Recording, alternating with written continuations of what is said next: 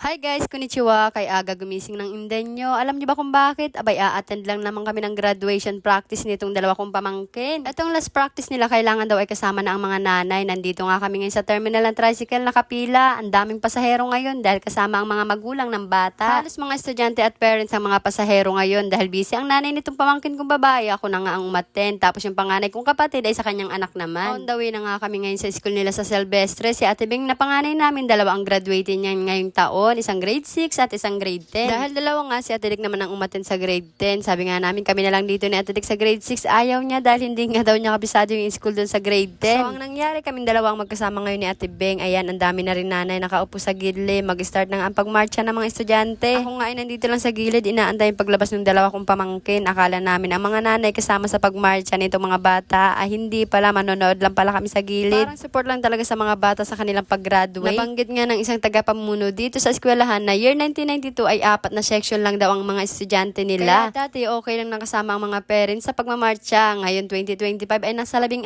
na nga daw ang section. Grabe, ang dami na. Kaya yung mga magulang nasa gilid na lang muna. Ibang-iba kasi talaga noon. Mas masarap nga ang pamumuhay noon kaysa ngayon, di ba guys? Yung mga batang 90s dyan, shoutout sa atin nung wala pang mga gadget. Tamang laro lang ng text, goma at jolen. So ayan, magsisimula na nga ang ceremony. Tara't kumanta muna tayo ng Lupang Hinirang. Magiliw, pero sa silanganan, alam ng puso, sa manlulupi, di ka masisiin, sa dagat at bundok, sa paglayang minamahal, ang isang ng patawad mo'y tagumpay na naghihingitim, lupa ng araw na pag-ating pagsinako, aming ligaya na pag may mga apik, ang mamatay ng dahil sa'yo. After ng Lupang Hinirang, ang mga estudyante panay pakwit sa ating video. Ayan nga yung madalas kasama ng pamangkin ko sa pagtambay at gala. What? Char! Dahil sobrang init at crowded, may dala pang mini pa nitong si Negs. Negs, ayaw mainitan yon. At ayan, pakinggan na nga muna natin yung kanilang inaawit para sa kanilang pagtatapos. Tayo'y sama-sama magbibisig magkaisa. Nasa Diyos ang gabay. Sama-sama natin purihin ng kagalakan at pasasalamat. Maraming salamat.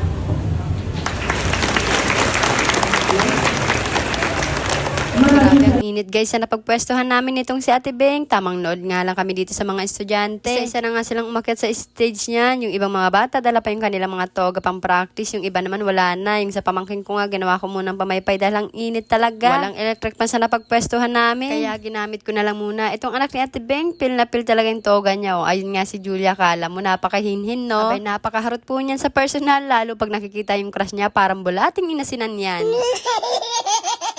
Nagdadalaga na talaga ang Julia. May pa-crush-crush ng nalalaman. At ayan nga yung mga classmate niya na palaging kasama sa lahat ng gawain at galaan nila.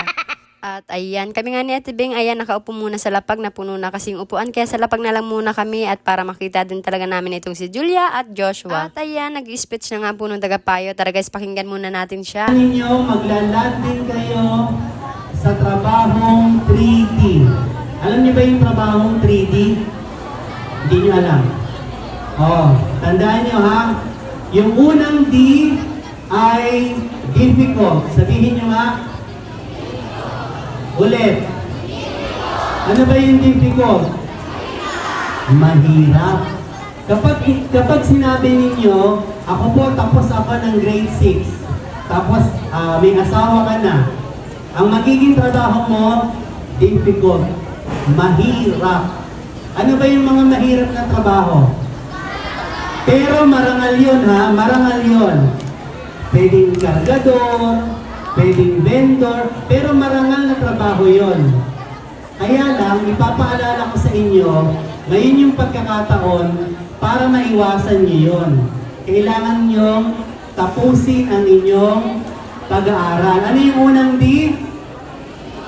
Ang susunod na D ay dangerous. Sabihin nyo nga. O, ano yung dangerous sa Tagalog?